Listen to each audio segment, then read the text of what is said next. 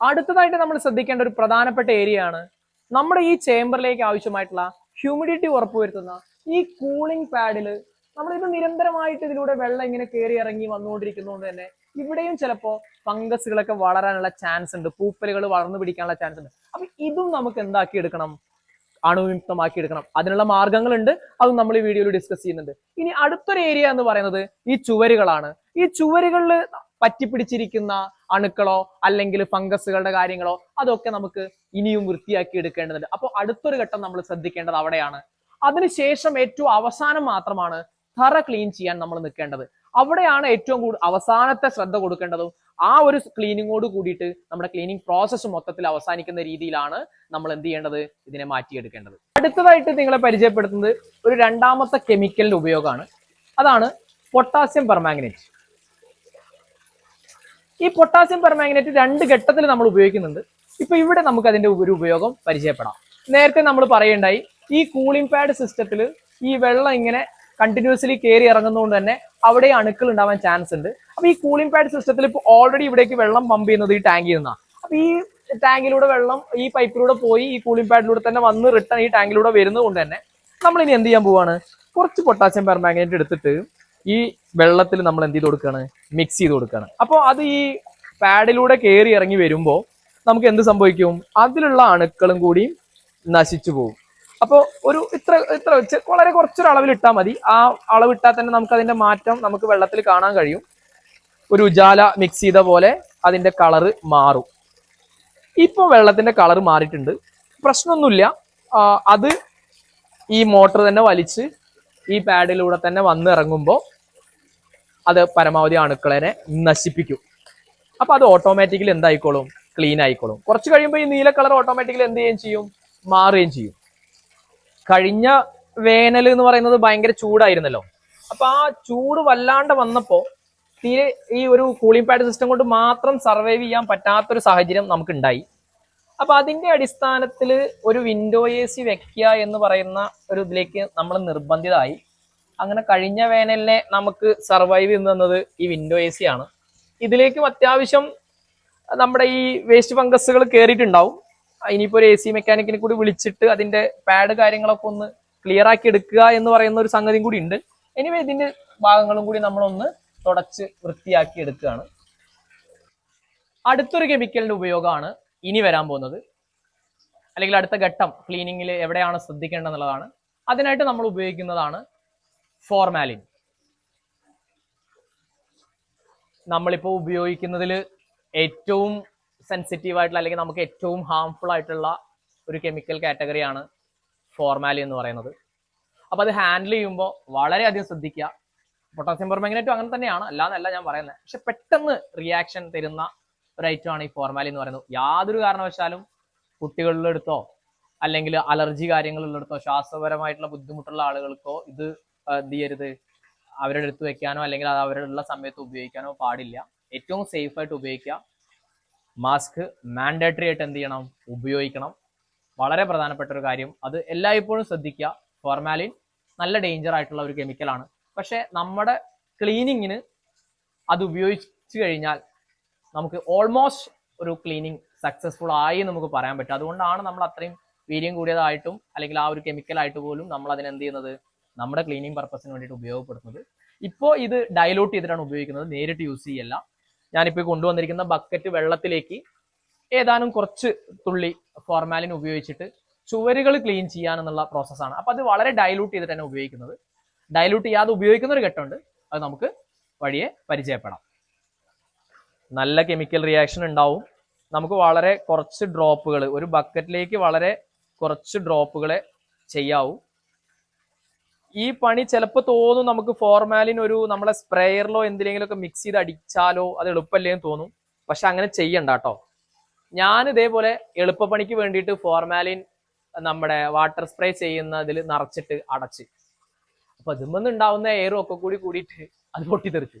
അപ്പൊ ഒരു ഐറ്റം വെറുതെ നശിപ്പിക്കണ്ട. ഈ ബക്കറ്റിൽ എന്ത് ചെയ്താൽ മതി, മിക്സ് ചെയ്തിട്ട് ഡൈലൂട്ട് ചെയ്തിട്ട് എന്ത് ചെയ്യാം, യൂസ് ചെയ്യാം. ഇതിപ്പോ നിങ്ങൾക്ക് കാര്യങ്ങൾ പെട്ടെന്ന് മനസ്സിലാക്കാൻ വേണ്ടിയിട്ട് അല്ലെങ്കിൽ ആ ഒരു ഇൻഫർമേഷൻ കൃത്യമായിട്ട് പാസ് ചെയ്യാൻ വേണ്ടിയിട്ട് നമ്മൾ ചെയ്യുന്നതാണ്. ഇതിന്റെ ഡീറ്റെയിൽഡ് വർക്ക് ഇത് ഇത്രേ ഉള്ളൂ എന്ന് വിചാരിക്കണ്ട. വളരെ ടീമായിട്ട് നിന്നുകൊണ്ട് ഞങ്ങൾ 4-5 പേര് നിന്നുകൊണ്ട് ഇതിന്റെ വർക്ക് മുഴുവൻ ഇതിന്റെ ബാക്ക്ഗ്രൗണ്ടിൽ എന്ത് ചെയ്യുന്നുണ്ട്, എടുക്കുന്നുണ്ട് എന്നുള്ള റിയാലിറ്റി കൂടി എല്ലാവരും എന്ത് ചെയ്യുക, മനസ്സിലാക്കുക. അപ്പൊ ചെയ്യുമ്പോൾ പെർഫെക്റ്റ് ആയിട്ട് ചെയ്യുക, ഒരു സൈഡ് കംപ്ലീറ്റ് ചെയ്ത് വരിക, മിസ്സാവാതെ നമുക്ക് എല്ലാ ഏരിയനും എന്ത് ചെയ്യാൻ പറ്റും, ഇത്തരത്തിൽ തുടച്ച് വൃത്തിയാക്കി എടുക്കാൻ പറ്റും. പിന്നെ ഈ മോപ്പും കാര്യങ്ങളൊക്കെ നമ്മൾ ഫാമിൻ്റെതായിട്ടുള്ള ആവശ്യങ്ങൾക്ക് മാത്രമേ എന്ത് ചെയ്യുന്നുള്ളൂ, ഉപയോഗപ്പെടുത്തുന്നുള്ളൂ. മറ്റു കാര്യങ്ങൾക്ക്, അതായത് വീട്ടിലത്തെ ഒരു മോപ്പ് കൊടുത്തിട്ട് നമ്മൾ ഇവിടെ ഉപയോഗിക്കുകയല്ല. അതൊക്കെ എപ്പോഴും ശ്രദ്ധിക്കുക. ഫാമിലേക്ക് വേണ്ട സംഗതികൾ, എക്യുപ്മെന്റ്സ് ഒക്കെ ഫാമിന് വേണ്ടിയിട്ട് മാത്രമായിട്ട് എന്ത് ചെയ്യുക, ഉപയോഗപ്പെടുത്തുക. അതായിരിക്കും കുറച്ചും കൂടി എന്താവുക, ഗുണകരമാവുക.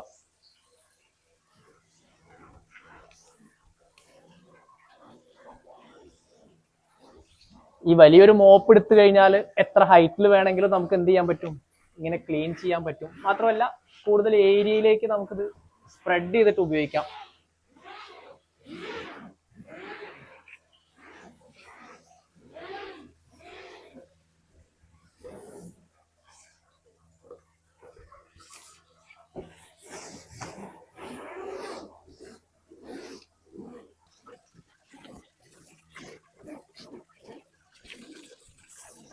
ഈ ബെഡുകൾ മുഴുവൻ ഇവിടുന്ന് റിമൂവ് ചെയ്തിട്ട് പുറത്തു കൊണ്ടുപോയി അതിലത്തെ കവർ ഒഴിവാക്കി ആ കമ്പോസ്റ്റ് രൂപത്തിൽ അതിനെ എന്താ ചെയ്യണം, ഒരു ഭാഗത്ത് കൊണ്ടുപോയി കൂട്ടാനൊക്കെ ആയിട്ട് നമുക്ക് ഏകദേശം ഒരു ദിവസത്തെ പണി വന്നു. ടയർഡ് ആവും. കാരണം നമ്മളിപ്പോ വീടിന്റെ അപ്സ്റ്റെയറിലായിരുന്നു നമ്മുടെ ഫാം ഉള്ളത്. അപ്പൊ സ്വാഭാവികമായിട്ടും കയറി ഇറങ്ങിയിട്ട് അത്യാവശ്യം ടയർഡ് ആയതുകൊണ്ട് 1 ഡേ വർക്ക് അതായിരുന്നു. കൂടുതൽ സമയം നമുക്ക് വരിക ഉറി ക്ലീൻ ചെയ്യാനാണ്. കാരണം ഓരോ ലെയറും നമുക്ക് പ്രത്യേകമായിട്ട് സ്പ്ലിറ്റ് ചെയ്ത് നിന്നിട്ട് ആ എല്ലാം ക്ലീൻ ചെയ്ത് വരാൻ അത്യാവശ്യം സമയം എടുക്കും. ഈ ചുമര് നമ്മളിപ്പോ ഈ ഫോർമാലി യൂസ് ചെയ്തുകൊണ്ട് ക്ലീൻ ചെയ്യുന്നത് അത്ര എളുപ്പം കഴിയും. കാരണം എന്താ വെച്ചെങ്കിൽ കൂടുതൽ ഏരിയ നമുക്ക് ഇതുകൊണ്ട് എന്ത് ചെയ്യാൻ പറ്റുന്നുണ്ട്, സ്പ്രെഡ് ചെയ്യാൻ പറ്റുന്നുണ്ട്. അപ്പൊ ഓൾമോസ്റ്റ് ഒരു 1 hour ഒക്കെ ഉണ്ടെങ്കിൽ ഈ ഒരു ചേംബർ നമുക്ക് സിമ്പിൾ ആയിട്ട് നമുക്ക് എന്ത് ചെയ്തെടുക്കാൻ പറ്റും, ക്ലീൻ ചെയ്തെടുക്കാൻ എളുപ്പമാണ്. മറ്റൊരു ഏരിയ കൂടി ഉണ്ട് കേട്ടോ. എക്സോസ്റ്റർ ഫാനുകൾ യൂസ് ചെയ്യുന്ന സ്ഥലത്ത് പ്രത്യേകം ശ്രദ്ധിക്കുക. ഇപ്പൊ ഈ ഫാനിൽ കണ്ടോ, ഇത് നിറയെ ഈ കൂണുമായി ബന്ധപ്പെട്ടുകൊണ്ട് വരുന്ന അതിന്റെ പോറസുകൾ വന്നിട്ട് എന്ത് ചെയ്തതാണ്, അടിഞ്ഞിട്ടുള്ളതാണ്. ഇത് വളരെ പെട്ടെന്ന് ഫംഗസുകളായിട്ട് മാറും. ഇത് അപകടമാണ്. അപ്പൊ അതുകൊണ്ട് ക്ലീൻ ചെയ്യുന്ന സമയത്ത് ഈ എക്സോസ്റ്റർ ഫാനുകളെ കൂടി നമ്മൾ എന്ത് ചെയ്യണം, കൃത്യമായിട്ട് ക്ലീൻ ചെയ്തെടുക്കണം.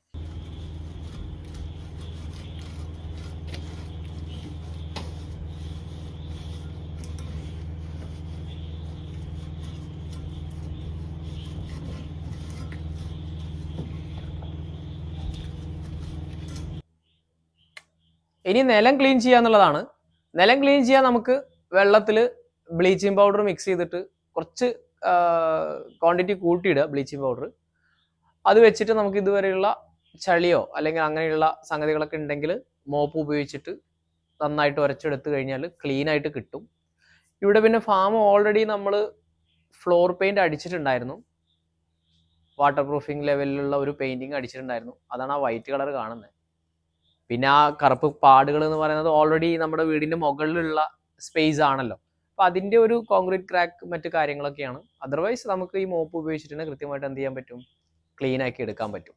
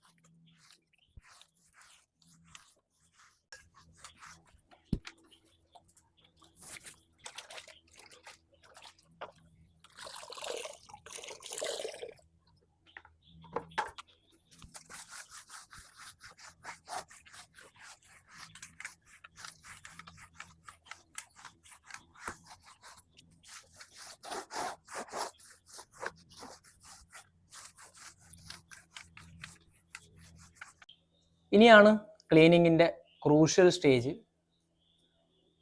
റിസ്ക് എലമെന്റ് ഉള്ളൊരു സ്റ്റേജ് കൂടിയാണ്.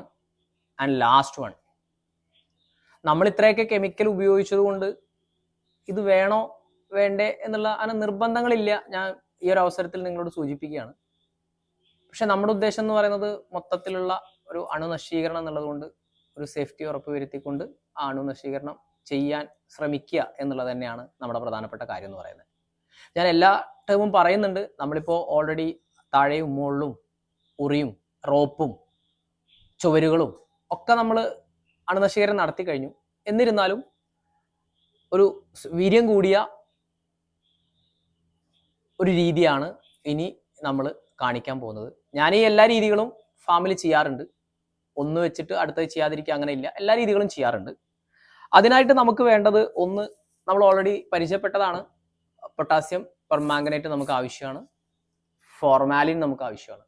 ഇത് രണ്ടിനെ കൂടി കൂട്ടി യോജിപ്പിച്ചുകൊണ്ടുള്ള രാസപ്രവർത്തനത്തിൽ നിന്നാണ് നമ്മൾ ഈ അണുക്കളെ നശിപ്പിക്കാൻ ഉദ്ദേശിക്കുന്നത്. അപ്പോൾ അതിന് വേണ്ടിയിട്ട് ഒരു ചിരട്ട നമുക്ക് യൂസ്ഫുൾ, നമ്മളിത് കഴിഞ്ഞ് കഴിഞ്ഞാൽ നമ്മൾ ഒഴിവാക്കുമല്ലോ, അതുകൊണ്ട് ചിരട്ടയാണ് എടുക്കുന്നത്. മറ്റു പാത്രങ്ങളൊന്നും എടുത്തു കഴിഞ്ഞാൽ ആ കെമിക്കൽ റിയാക്ഷൻ ഉണ്ടാവും, അതുകൊണ്ടാണ് അതൊന്നും എടുക്കാത്തത്. ചിരട്ടയാണ് യൂസ് ചെയ്യുന്നത്. ഇപ്പം നമ്മുടെ ഈ ഫാമിൻ്റെ വലുപ്പത്തിനനുസരിച്ചിട്ടാണ് നമ്മൾ ചെയ്യുന്നതെങ്കിൽ നമുക്കൊരു 6 സ്ഥലങ്ങളിലെങ്കിലും നമ്മൾ എന്ത് ചെയ്യണം, ഈ കെമിക്കൽ റിയാക്ഷൻ കാണിക്കാൻ വേണ്ടിയുള്ള സ്പേസ് നമ്മൾ കൊടുക്കണം. ഒരു നിശ്ചിത ഗ്യാപ്പ് വെച്ചിട്ട് നമുക്ക് ചെയ്യണം. ഞാനിപ്പോൾ നിങ്ങൾക്ക് ഇതിൻ്റെ റിസ്ക് എലമെന്റ് ഉള്ളത് കൊണ്ട് തന്നെ എല്ലായിടത്തും പോയിട്ട് ഇത് ഫോർമാലിൻ മിക്സ് ചെയ്യുന്നത് കാണിക്കാൻ പറ്റില്ല. അപ്പോഴത്തേനും ഇവിടെ എയർ കൂടും, ആ പുക നമുക്ക് അസഹനീയമായിട്ട് മാറും. അപ്പം അതുകൊണ്ട് ഒരിടത്ത് മാത്രമേ ഞാൻ അതിൻ്റെ എങ്ങനെയാണത് ഓപ്പറേറ്റ് ചെയ്യുന്നത് കാണിച്ചു തരുന്നത്. അപ്പോൾ ഞാൻ ഇതിൻ്റെ ഒരു രീതി പറഞ്ഞുതരാം. ഇപ്പോൾ നമുക്ക് വരുന്നത് ഒരു ചിരട്ട, നമുക്ക് ആവശ്യമുള്ള ഒരു ചിരട്ട മാറ്റി വയ്ക്കുക. ആൻഡ് മാസ്ക് നിർബന്ധമാണ്. ഇത്തവണ ഞാൻ മാസ്ക് കൃത്യമായിട്ട് കരുതിയിട്ടുണ്ട്. മുന്നേ ഞാൻ ഒരു തവണ ഇത് ശ്രദ്ധിക്കാതെ പോയി ചെയ്തിട്ട് നല്ല പണി കിട്ടിയിട്ടുണ്ട്. അതുകൊണ്ട് വീണ്ടും പറയുന്നത് വളരെ റിസ്ക്കാണ്. എത്രയും പെട്ടെന്ന് ഒഴിച്ചിട്ട് നമ്മൾ ഇവിടുന്ന് എന്ത് ചെയ്യണം, മാറണം. പെട്ടെന്ന് സ്പ്രെഡ് ആവും പുക. അപ്പം അതുകൊണ്ട് റിസ്ക് എടുക്കരുത്. പ്രത്യേകം വീണ്ടും പറയുന്നു, മാസ്ക് 1 or 2 മാസ്ക് വെച്ചാലും കുഴപ്പമില്ല. ഓക്കെ,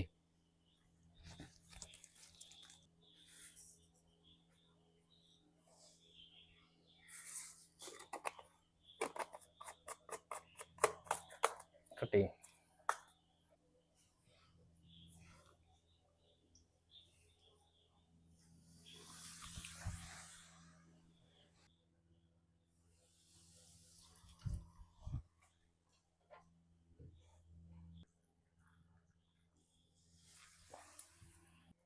അങ്ങനെ നമ്മൾ ഫാമിൻ്റെ ഉള്ളിൽ അവസാനമായിട്ട് നമ്മൾ ചെയ്തത് ഫോർമാലിനും പൊട്ടാസ്യം പെർമാംഗനേറ്റും ഉപയോഗിച്ചുകൊണ്ട് പുകയ്ക്കുകയായിരുന്നു ചെയ്തത്.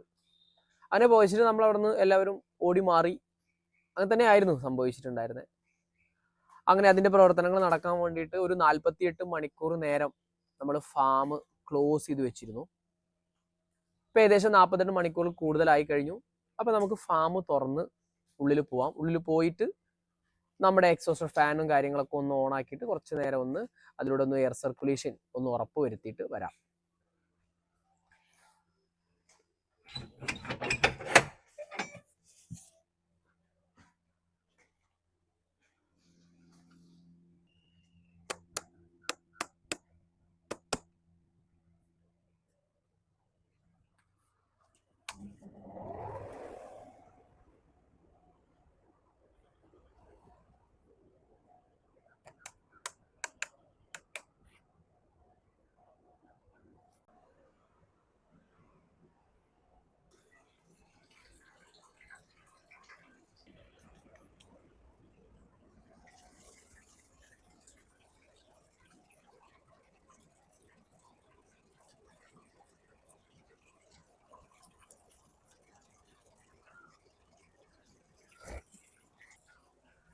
ഇപ്പം നമ്മൾ നേരത്തെ വെച്ചിട്ടുണ്ടായിരുന്ന ചിരട്ടയിലായിരുന്നല്ലോ മിക്സ് ചെയ്ത് വെച്ചിട്ടുണ്ടായിരുന്നത്, അതൊക്കെ പുറത്തേക്ക് എടുത്ത് കളയുക. അവിടെ പുറത്ത് എവിടെയെങ്കിലും അത് ഉരുകി പോലെയോ അല്ലെങ്കിൽ ദ്രാവകം പോലെ പോയ കളറുകൾ ഉണ്ടെങ്കിൽ അവിടെയും കൂടിയും ക്ലീൻ ആക്കുന്നതോട് കൂടിയിട്ട് നമ്മുടെ മഷ്റൂം ഫാമിങ്ങിൻ്റെ അല്ലെങ്കിൽ നമ്മുടെ മഷ്റൂം ഫാം ക്ലീനിങ്ങിൻ്റെ ഹോൾ പ്രോസസ്സ് എന്തായിട്ടുണ്ട്, കംപ്ലീറ്റഡ് ആയിട്ടുണ്ട്. നമ്മളിപ്പോൾ നിങ്ങൾക്ക് പരിചയപ്പെടുത്തിയതും നിങ്ങളോട് പറഞ്ഞു തന്നിരിക്കുന്നതും എല്ലാം ഈ ഫാമിൽ ചെയ്തുകൊണ്ടിരിക്കുന്ന പ്രവർത്തനങ്ങളും നമ്മൾ ഉപയോഗിച്ചുകൊണ്ടിരിക്കുന്ന മാർഗങ്ങളുമാണ്. പരിപൂർണമായിട്ടുള്ള ഒരു എക്സ്പേർട്ടുകളാണെന്നുള്ള അവകാശവാദങ്ങളൊന്നുമില്ല. നിങ്ങളിൽ പലരും ഒരുപാട് കാലത്തെ എക്സ്പീരിയൻസ് ഉള്ള കൂൺ കർഷകരുണ്ടായിരിക്കും. അപ്പം നിങ്ങളും പല മാർഗങ്ങൾ ഉപയോഗിക്കുന്നുണ്ടാവും. പല കെമിക്കലുകളോ പല പ്രകൃതിദത്തമായിട്ടുള്ള രീതികളോ ഉപയോഗിക്കുന്നുണ്ടാവും. ഈ വീഡിയോയ്ക്ക് താഴെ നിങ്ങൾക്ക് നിങ്ങളുടെ സജഷൻസ്, നിങ്ങളുടെ അഭിപ്രായങ്ങൾ, നിങ്ങൾ ചെയ്തുകൊണ്ടിരിക്കുന്ന മാർഗങ്ങൾ ഇതെല്ലാം രേഖപ്പെടുത്തുക. കൂടാതെ നമ്മുടെ ചാനൽ ഇഷ്ടപ്പെട്ടെങ്കിൽ സബ്സ്ക്രൈബ് ചെയ്യുക, ഷെയർ ചെയ്ത് കൊടുക്കുക, നമ്മുടെ കൂടെ കൂടുക. വരും വീഡിയോകൾ കൂടുതൽ വിപുലമായിട്ടുള്ള ഫാമുമായി ബന്ധപ്പെട്ടുള്ള പ്രവർത്തനങ്ങളെ നിങ്ങളിലേക്ക് എത്തിക്കുന്നതായിരിക്കും. അതുവരേക്കും